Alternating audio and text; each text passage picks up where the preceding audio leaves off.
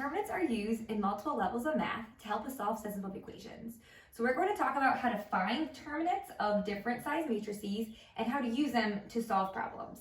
So first, you can see the notation for determinant is two ways. It can either be like this or like this. They both mean to find the determinant. Now, if you have a 2 by 2 matrix, this is the equation right here. So you take the diagonals and you multiply them together. You take the other diagonals, multiply them together, and subtract what you get. So right here, if we had this, we would take these diagonals. So that would be 3 times 2, which will get us 6. And then we subtract the other diagonals going the other way. So 4 times -1, which would be positive 4. So our answer would be 10 for the determinant of that 2 by 2 matrix.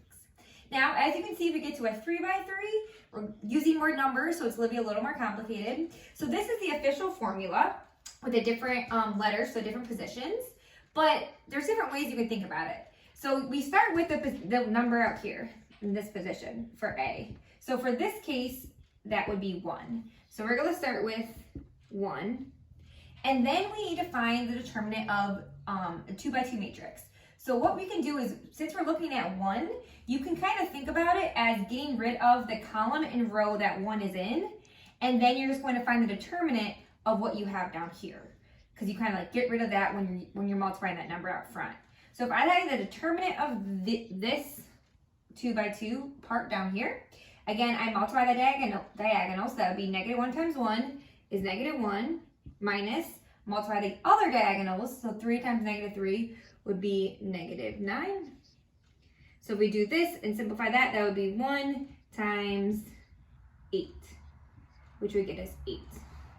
Then we're going to do the same thing with the next spot. So we're going to take this spot right here, the 3. The only thing is, when you do this with matrices, you alternate signs. So we keep the first sign as it is, and the second number we change it. So it's a positive 3, so we make that a -3. So again, if you think about it, by taking the column and row that the 3 is in, and what's left over, so we have these 2 here and these 2 here, we're going to find the determinant of that 2 by 2 piece. So again, we multiply diagonals, so -3 times 1 would be -3, minus, if we multiply diagonals the other way, 2 times -3 would get us -6. So this would become positive. So this would be -3 times 3, which would get us -9. And then we're going to do the last with this top number up here. So we take the 2 and we keep the sign of that because it's a plus. So that would say 2.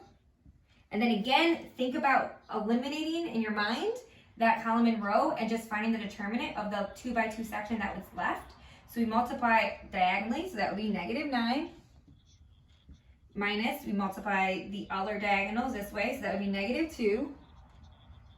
So this would be +2 times -7, which would get us -14. So if we add together 8 minus 9 minus 14, we would get the determinant for this one would be -15. Now down here we have something called Cramer's rule, and this right here tells you what it is, and this actually can help you solve a system of equations. So if we're given this system right here, the first thing we want to do is we're going to separate it into 3 different 2 by 2 matrices using the rule up here.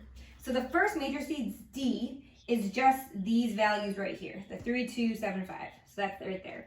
The second, the D of X, that is when you use these numbers right here, 41 and 30, and then these right here. So it's like this last part, but you flip it. And then D of Y is when you use these first 2 numbers and then the last numbers. And so what we're going to do is we're going to find the determinant of each of these 3 things, and then we're going to use it to put it into this rule to solve for our X and Y point. So this right here, again, a 2 by 2, we take the diagonals. So that would be 15. So we take these diagonals minus the other diagonals, which is 14. So D would equal 1. All right, then we'll do the same thing over here. So we take these diagonals. So that would be 41 times 5 is 205. Subtract these diagonals, which would be 210. So D of X would equal -5. And then finally, this last one, again, we take the first diagonals, which would be 90. Subtract the other diagonals, which would be 82. And so for D of Y, we would get 8. So once we have those 3 determinants, we plug it into this formula. So our x value is d of x, which is -5, over d, which is 1. So our x value would just be -5. And to solve for y, we take d of y, which is 8, divided by our d, which is 1, to get 8. So the system and solution to this equation would be -5, 8.